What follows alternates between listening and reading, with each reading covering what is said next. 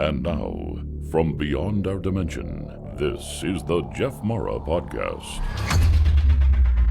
Here's Jeff. My guest is Christine Clawley, licensed professional counselor and life coach, who during her NDE experienced another life on the other side. Christine, thank you for joining me and welcome. Thank you. I really appreciate it, Jeff, and I appreciate this opportunity to share my story with others today. Well, we're excited to have you. And if you don't mind, let's start on the day that you had this NDE and go from there. Actually, if it's all right with you, I'm going to back up a little bit because the experience actually started, I would say, 6 months before this major illness. And I had just graduated from college. I was going through a very difficult period, like many young people in their 20s, feeling a bit lost, not knowing, how I was going to make a living. I was very unhappy in my job and career path. And I was struggling with depression at the time, even some suicidal thoughts at times. And during this 6-month period, I would have these repeated, very intense nightmares that I was being strangled by this woman who I perceived as, maybe indigenous or native in origin. And I would awake from these dreams and it felt so real. I could almost feel, something around my neck. And I knew these dreams meant something. I didn't know what at the time. Looking back, I interpret these dreams on a symbolic level, as well as precognitive, foreshadowing, and maybe even preparing me for this experience I was going to have.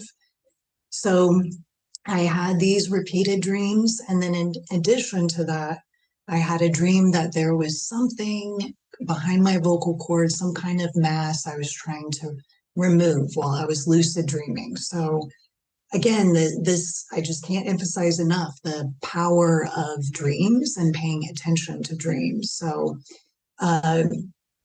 fast forward to February 2008, I contracted what I thought was the flu, and I was very, very ill for about 7 days.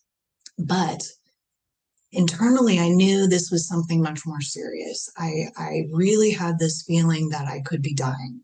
So it was the only 2 weeks of my life. I did not have health insurance. I was in between jobs, and I went to the ER. And they basically just said, you have the flu, kind of treated me like I was overreacting. Why are you here? And I was crushed because I knew this meant that I probably would die and would not get help. So I called my parents. I was living in Boulder, Colorado at the time, have them pick me up, take me to Colorado Springs where they were living. And for the next couple days, I lived in this state of just incredible pain, incredible pain, fear, also thinking about all the things I would never experience in my life. Because even though I knew I was so ill, it was hard to really communicate this to others around me. I'd just been to the ER. They said I was fine. And I had a very sore throat. It was hard to keep things down. It was hard to swallow.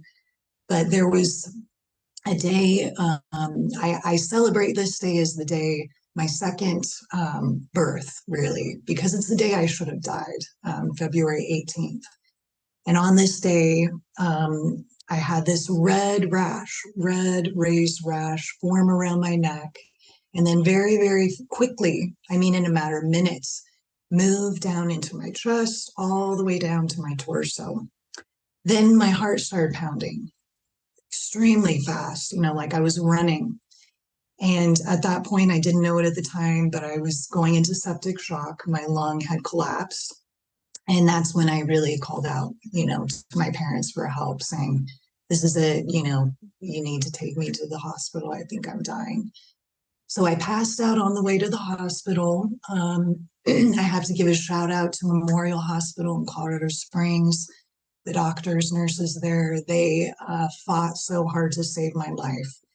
And they diagnosed me correctly, which can be very difficult with a necrotizing fasciitis, or flesh-eating bacteria, which was what I had.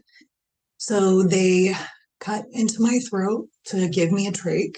And I apologize. There are some trigger warnings for this podcast. So if any of this is disturbing, just step away for a moment and come back in about 5 minutes. We'll get through the difficult stuff. But when they did that, they realized this was something else entirely different. And they communicated to my parents that I had a very low chance of surviving. It was actually about 1%. With flesh-eating bacteria, you normally have to amputate because, the infection spreads so quickly, it attacks, organs, tissues, and this was in my throat and my chest. So you can't really, do that. So I went through very, very intense, repeated surgeries and debridements in terms of getting the infection out over and over again. And again, I apologize if this is triggering. They had to open my chest up and close it up. And then eventually they just had a wound vac in my chest, sucking the infection out. And then I underwent multiple treatments using something called a hyperbaric oxygen chamber, where they flush the body with oxygen to help treat this infection. And that, along with the doctor's judgments, the nurse's care, the many different antibiotics, saved my life. But for 3.5 weeks, I was suspended in a medically induced coma. So that's a long time. And every day, it was up and down. The doctors would tell my family, okay, she survived this day, but, kidney failure, liver failure, brain damage, all of these are possibilities. And it would really be up and down the whole way through my recovery and this hospitalization. So as I was in this other state or other world, I look back on my experiences as having 3 big dreams. And the first dream, I kind of compare or use the analogy, it felt almost like a shamanic kind of initiation where they talk about, this dismemberment and, kind of pain and torture. This dream was awful. My subconscious mind was very much in touch with what was happening to me on a physical, emotional, even spiritual level, that I was going through this painful experience. I wasn't in control. My physical body was experiencing a lot of pain. And so this went on. And then the second dream felt almost like a purgatory type in-between state, which may sound a bit strange, but I was in this underground cave floating on water, and there were these beautiful red lanterns all around me, and this music, which I can still hear and imagine today, just existing in this state that felt like an eternity. And I could feel my physical body. It felt like I was in this other realm, in this kind of waiting state. And then the next dream was the most profound dream, and a big dream that motivates the work that I do now as a licensed professional counselor. And in this dream, I lived out an entire lifetime. I was about 40 years old at this point in the dream where things really took a turn for me. And I was extremely depressed, very hopeless, because I was a human trafficking victim or on this massive ship out in the middle of the ocean. And the women on this ship, we were not allowed to talk to one another. We weren't allowed to look at one another. And I was older, so I was no longer useful. But I hated myself because I had to train and recruit the young women. I was kind of overseeing and helping in that way. And I did not like what I was doing. So, it was day after day of living in what felt like this prison. And then I always cry when I tell this part. There was one day where I see this beautiful woman who looks just like my sister in my real life. And even though we're not allowed to talk, we lock eyes. And it's like the spell of hopelessness is broken. And we began to start planning to liberate ourselves, liberate the other women. And it was, I believe, a positive turn in my recovery where I made the conscious choice to return to this life and carry back those soul lessons with me. Later, I reviewed my records and I was told by my sister that there was several moments where I would come out of the medically induced coma and lock eyes with her and have that connection. So maybe that's an element that influenced this dream or this reality. Um, Again, there's many different interpretations, but for me, it felt like an incredibly real experience. And when I woke up from that coma, I didn't really know what happened to me. I thought that that had actually happened. I thought that all of those horrible things had really happened. Um, so it was a shock for me to hear about the illness.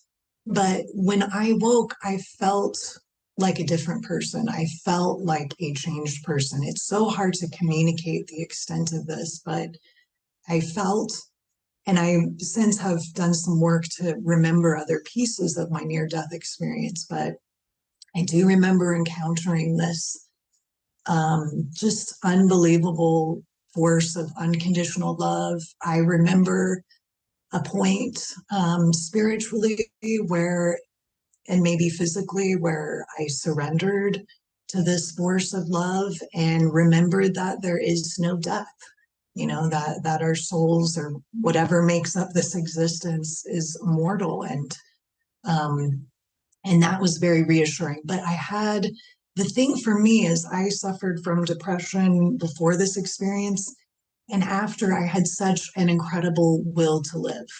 So I, at the time, was intubated.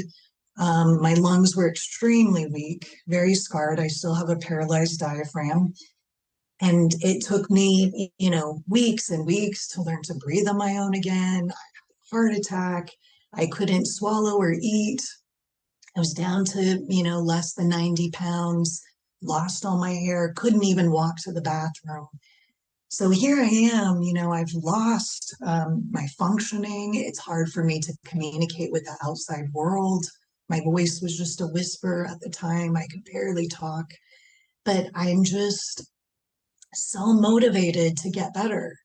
And, I'm not going to lie and say it wasn't painful or scary.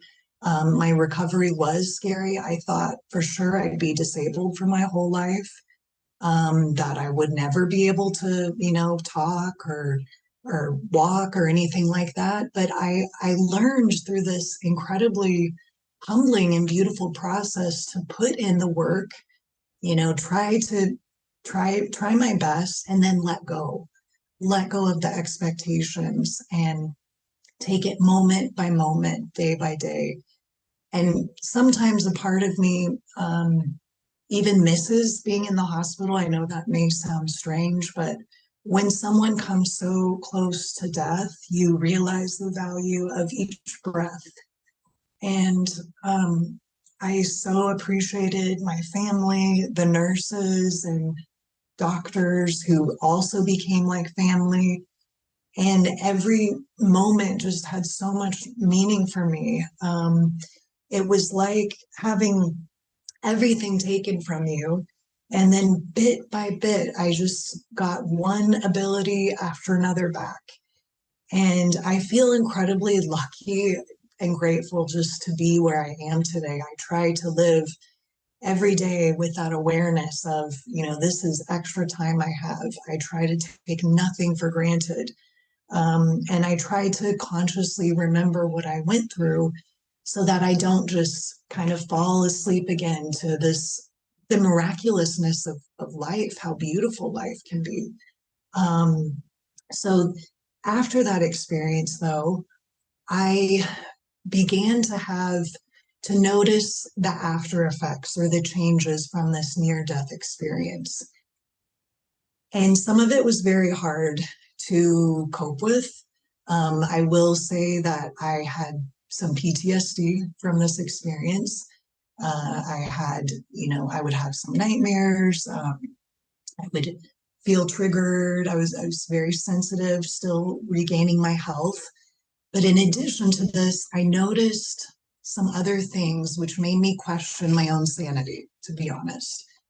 So many of those things were the ability to really feel what others around me are feeling, whether it be strangers, grocery clerk, friends, family. I would just have very strong feelings, impressions of, what they were going through, whether they would say anything or not.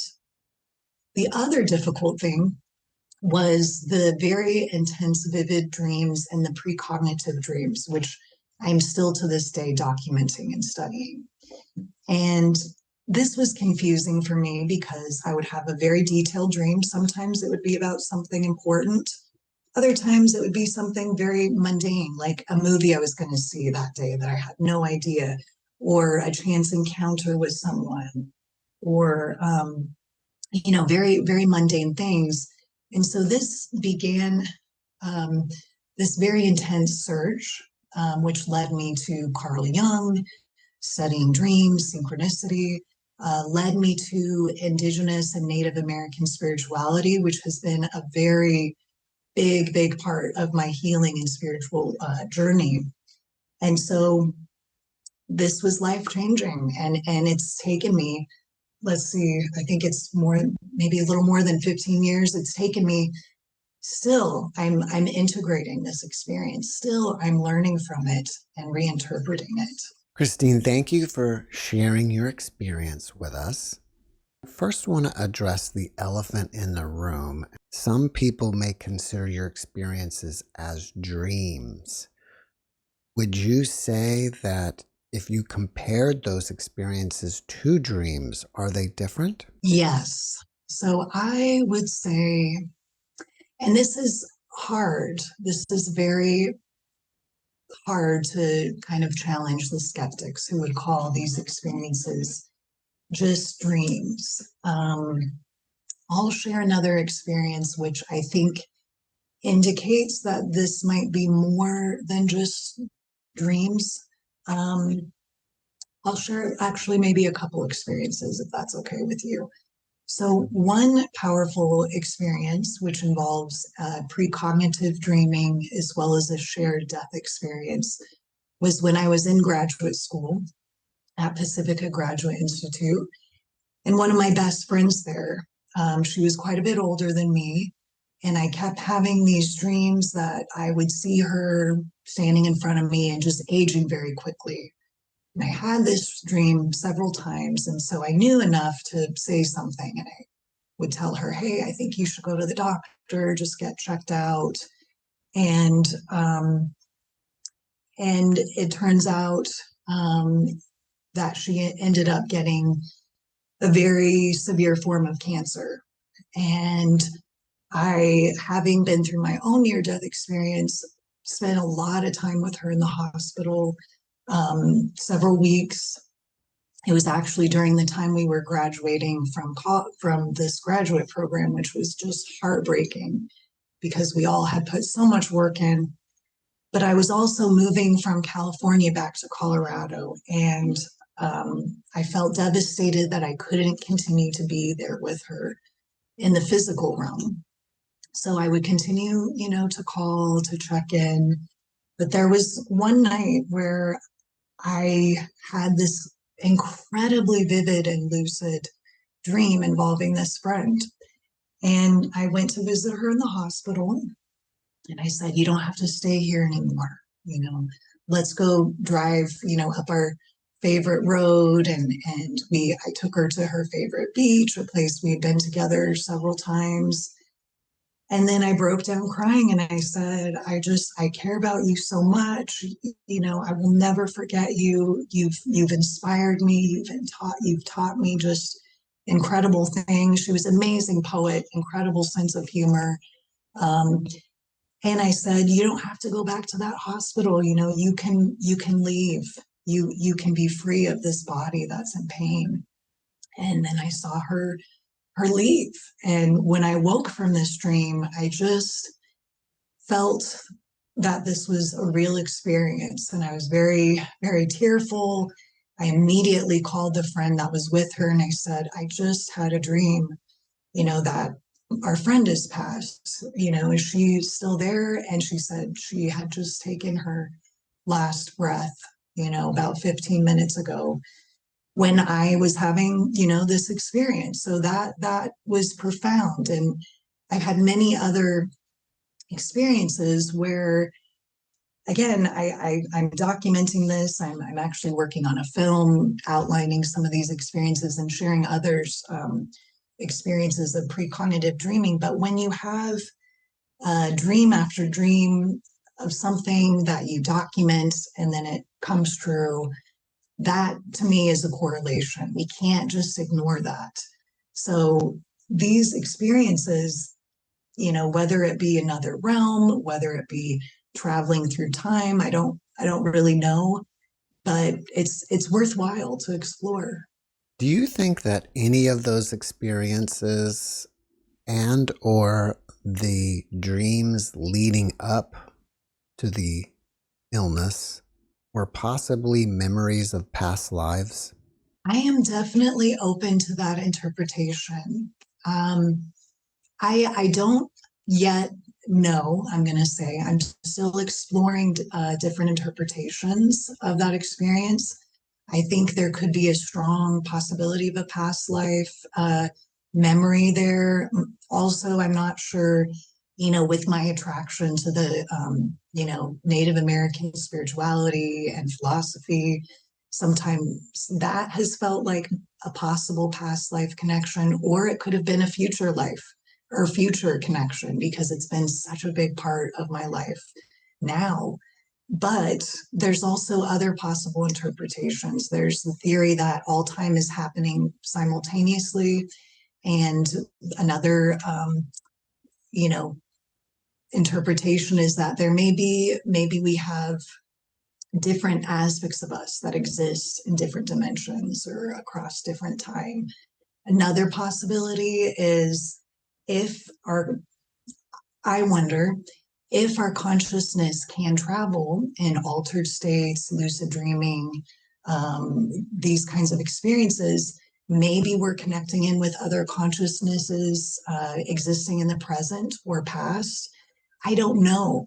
But the important thing to consider is that we are not limited to this time, this body, that we can, especially when we have experiences that challenge our sense of identity or bring us, to the brink of death or a spiritually transformative experience, that boundary between self and other is dissolved. And you have the ability to empathize with another person so much that maybe you even potentially feel that other person's experience. So I'm really open-minded, and I want to explore, what these experiences mean. And I think we're getting closer. There's a lot of serious researchers who are looking at what these experiences could be. Do you feel that immediately after you awoke from your coma, that your depression was completely resolved? Well, I would say there were definitely moments of intense sadness. I was going through a major identity change. I was grieving the loss of my old self. The old Christine had died. That was, yes, I have the same memories and, family, but my friendships changed, my life path changed, my inner drive and desires were different. Now I was coping with, intuition, precognitive dreams. So it was kind of up and down at times. I would say I felt things more intensely, but I really began to, this is where I think a lot of the healing came from. Previous to my near-death experience, I was a type A student. I was trying so hard to conform to this society.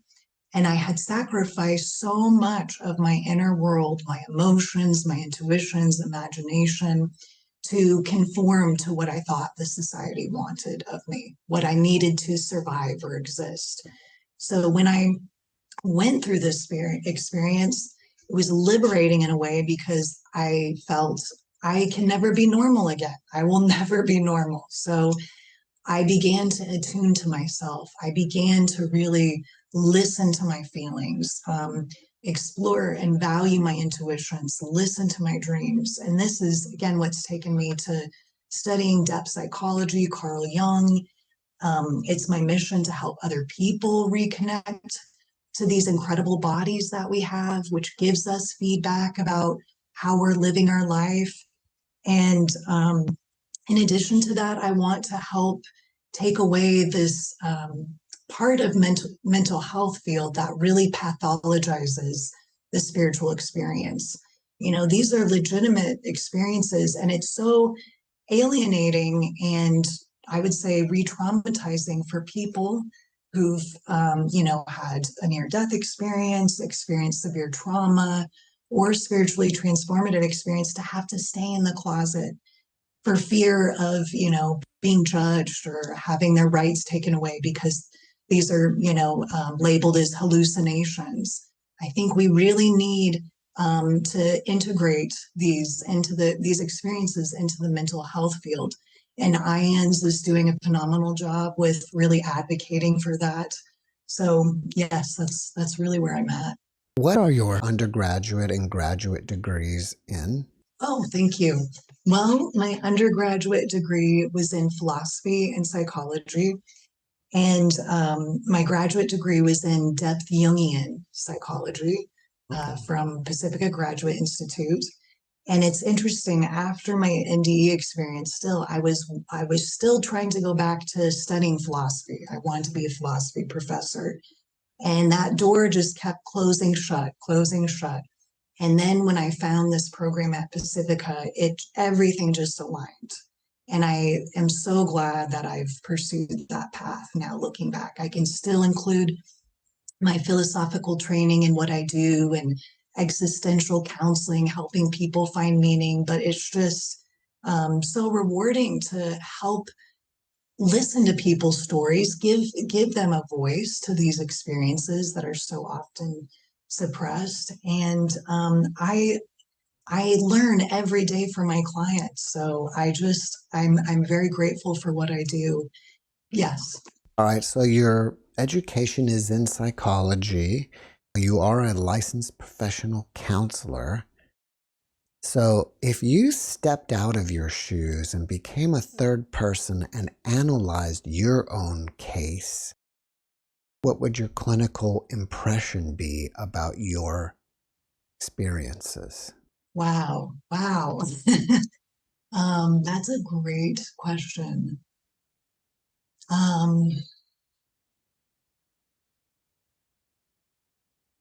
I have a few different ways I kind of want to approach this question, but it's actually a little bit outside of the realm of psychology, maybe more from an anthropological perspective, even. So, an interesting coincidence is that where I had my experience, I've connected with this older woman, a mentor, who lived in the exact same area, the house next door, exactly 20 years earlier. And this is when she began having major depression, health problems, actually forcing her to withdraw from her education.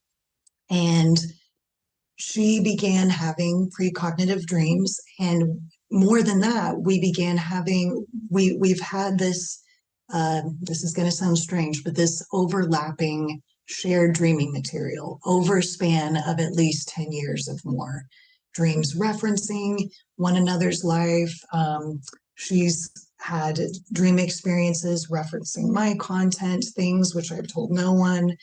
And that really fascinates me. So I'm really curious about uh, the connection between maybe areas, land, the influence on people. I'm also really interested in how um, certain individuals' consciousnesses may connect or act as a catalyst for one another to have these kinds of precognitive or paranormal experiences. And so this again kind of steps outside of the realm of psychology. But when you look at um, many ancient cultures, including indigenous cultures, this is not nothing out of the ordinary. They used dreaming practices as a way to help sense danger, as a way to make legitimate decisions. um, the intuitive side of human beings, or of nature, it was something that was considered very valuable. In this Western culture, we've gone so far to the rational, logical, scientific, material point of view, and we're seeing the consequences and the results of that we've split reality into this objective versus subjective. And there's, again, disastrous consequences from that. There's pollution. We dehumanize each other. We're you know interrupting that natural relationship between us and our bodies, us and the earth. And so, I guess what I'm saying is I was I went too far the other direction. I had sacrificed too much. And that illness that I experienced was a corrective experience where, yes, I experienced a lot of suffering and pain, but it helped me begin to individuate, to become a more whole, healthy person that is listening to my body, listening to my emotions, reconnecting with the natural rhythms of nature, because we have separated ourselves from those things. So when I look at my experience, I see this often in many clients that I work with. There's an experience that is a kind of a dark night of a soul, if you will, where people feel lost. It's a crumbling of their old life, whether it's losing a job, losing a relationship, health crisis. These are very scary things, but sometimes they're necessary for our awakening.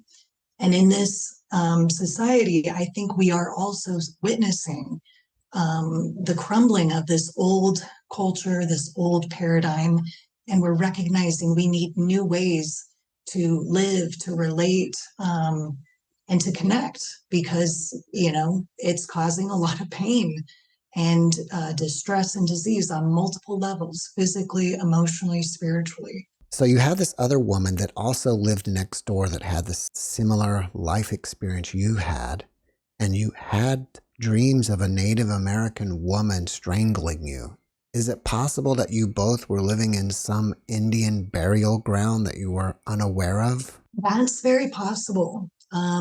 So Boulder, Colorado, there's the famous Chief Niwot. Uh, Gosh, I don't want to misquote anything. But there was definitely something he said about, um, this land will end up being destroyed because of its beauty, and people feeling this draw to keep returning again and again to that land. You know, as I've been on this healing journey, I've learned more and more about what has happened to Native American cultures, not only in the U.S. but other areas, and the incredible suffering, and genocide. And I do really think that I'm going to approach this from a couple different angles. I think in order to heal as a culture, we have to recognize our shadow. We have to recognize the history of what's been done, whether it's slavery, whether it's, the reservation system, and how, the Navajos here in Arizona, they don't have clean or running water. There's so many ways in which, the same thing is still carried on into the present. And until we begin to willingly and consciously look at this, look at our history collectively, what we've done, then the pain affects us all, the pain and suffering. We have to, Jung talks about the process of healing as integrating this shadow material. And so I think telling the stories or giving a voice to people who've been marginalized, oppressed, helps us heal, helps us become more spiritually mature and integrated. And in addition, I do wonder about, I'm open-minded about spirits, about, the dead impacting us in different ways. And I just went to a wonderful film festival here in Arizona that was talking about one of the tribes near the border of Arizona and California, that they put this solar farm in this area, which was an area that had been occupied for their ancestors, for possibly, who knows, maybe thousands of years even. And they dug up all these objects, put them in a museum. And, the indigenous people are saying, would you want us to dig up your cemeteries and put your dead in museums? They're here for a reason. They're laid rest here for a reason. And so they took the time, they won this case of getting those objects back, those sacred ceremonial objects back, and reburying them, over I don't know how many miles, but one by one, reburying and honoring these different objects. So there's so much that's been done, and I think it's just fascinating to think about history, and even just thinking about the land upon the land upon which we sit. I just want to acknowledge here I'm on the Tohono O'odham and Pasca Yaqui land, and they've been here for who knows how long. Each archaeology is finding evidence going back, even 10,000, 20,000 years of indigenous occupation. So I think it's time we begin to listen to some of the wisdom, some of the myths from these people, because oftentimes, science ends up later proving some of their stories to be correct. So I think this is an exciting time for that. Upon listening to you, I got the impression that the coma was a course change in your life direction. Do you think that doing this spiritual work was something that you decided pre-birth? I think that's such an interesting idea too. And the more I have these experiences, I really do wonder if we have some hand in designing our lives, or if these stories are somehow already written in some way. Because, I still have incredible precognitive dreams, synchronicity, deja vus, experiences. And there is this feeling that washes over you of just this sense of awe, and that our little ego wants to think that we're in control, but it's so much more vast and magical and bigger than our individual consciousness. And sometimes I get the sense of, we're all just actors and we just have to show up and the rest will just happen. And in a way that can be scary, but in another way that can take the pressure off of, that I have to do this correctly and I can't mess up. I do wonder about that. So thanks for bringing that up. I'm not, 100% determined that that's the case, but I am really open to exploring that more and more. And there's a wonderful book Sharon Hewitt Rowlett wrote, where she explores all these instances of pre-birth planning. And it's really, really fascinating to listen to. I forget the name of her book. I think it's something with coincidence, though. I'm pretty sure she's been one of my guests. Oh, wonderful. Yeah, Yeah. she's great. As a licensed professional counselor, what is your patient base? What type of people come see you? Are they near-death experiencers? Just general anxiety and addiction, or what? I don't discriminate, so I will see anyone as long as, they're within my scope of practice. Depression, anxiety, children, teenagers, older adults. I um, I have worked with near-death experiencers. I'd like to work with more. That's certainly something I'm interested in doing. But I just feel so lucky to have worked with such a variety of people. And I will just share, one experience of I worked as a crisis evaluator in hospitals and prisons at one point in my life.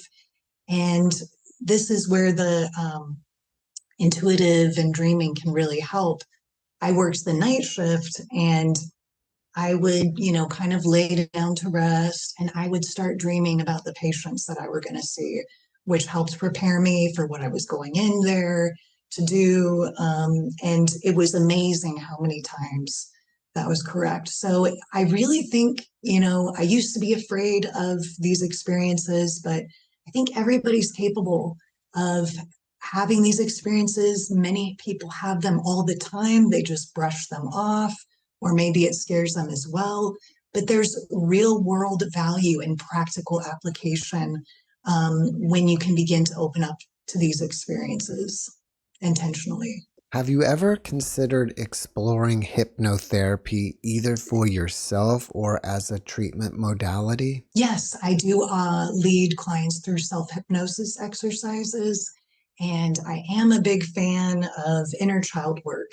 Robert Moss is another author. I'm not sure if you're familiar with him. He writes a lot of books on dreaming, and he's also had several near-death experiences, but he talks about another powerful experience when he, as an old man, went back to his younger self when he was close to death as a child, and gave him encouragement, gave him advice. So I do think we can do this, whether it's in the dream state, whether it's in self-hypnosis, going back in time and communicating with those wounded parts of ourselves. And also, I think we can get information from the future as well. I think if we pay attention, if you put an intention out there, I think that this can become a skill that becomes pretty well honed in to get accurate information.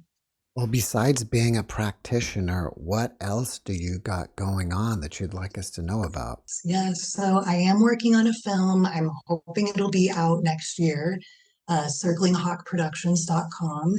And I've been working on this for a while, but it brings together all these interviews, near-death experiencers, experts in terms of exploring time, the nature of time. Eric Wargo's a phenomenal author, Robert Moss, Sharon Hewitt-Rowlett, Elizabeth Crone, another near-death experiencer. She's contributed. So there's a lot of, I'm really excited about this project. I work full time, so it's a labor of love and it's been a little slow going.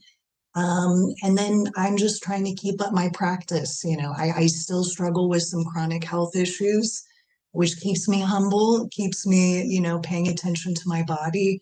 So yoga, nature, mindfulness, these are all things that, help me. And I think that about covers it. Yeah. Well, after watching this podcast, people may want to reach out to you and ask you questions. Are you open to that? And if so, how can they connect with you? Yes. LucidAwakening.com is where you can check out my website, or email me directly at Christine@LucidAwakening.com. And I'd love to hear, any interesting stories anyone has. Or if you'd like to work with me, please feel free to reach out. I do have a wait list.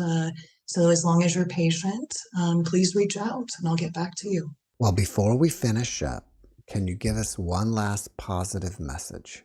There's so much suffering and uncertainties in this time. We have wars, climate change, social, political upheaval. But I really feel that suffering and pain can be an invitation to go deeper, can be an invitation to expand, to connect with ourselves, our own vulnerability, and to connect with others. I think, you know, I recognize I speak from a place of privilege. I'm in good health right now. I'm white. I'm, financially somewhat stable. But I just want to encourage people, no matter how depressed, how hopeless, how sad, alone you feel, that you're not alone. There really is this invisible field that connects us. That there are people that care about you, even if you don't know them, even if you aren't, connecting with others. We live in a world where there's more and more isolation, and I think just connection is the only way we can kind of get through the situation. Recognizing, that my fellow human being is not necessarily a threat or an enemy. And when we can face our fear of death, that changes everything. If we can recognize that there's a part of us that is immortal, there's so much power in that. So I have witnessed such incredible stories. Being a counselor, I've seen people struggling with such severe mental illness, hallucinations, constant self-harming, suicidal thoughts, that then turn their lives around and have such incredibly meaningful lives, and there's happiness and healing. So I feel it's such an honor to be in my field and help, walk side by side with people and encourage them. And I think the more we can turn away, I'm going to say something radical, from giving our power to this monetary system or, kind of rigid authoritarian control, and connect with each other, come back to kinship systems. I think there's such powerful healing in that. So no matter what your identity, your position, your situation, I would just encourage you to be open to connecting, and maybe you'll find someone in a similar situation to walk with you. So, yeah. Christine, thank you for your message, and thank you for being my guest. Thank you so much, Jeff. I really appreciate it. Yeah, you're a wonderful interviewer and very, very considerate and thoughtful. So thank you and your audience for listening to me. Thank you. Thanks for watching the JeffMara podcast. I really appreciate you. Another way to show support is through YouTube memberships. And if you do, there are loyalty badges and other perks depending on your level of membership. All you need to do is click the join button underneath the video to find out more. Thank you for your support.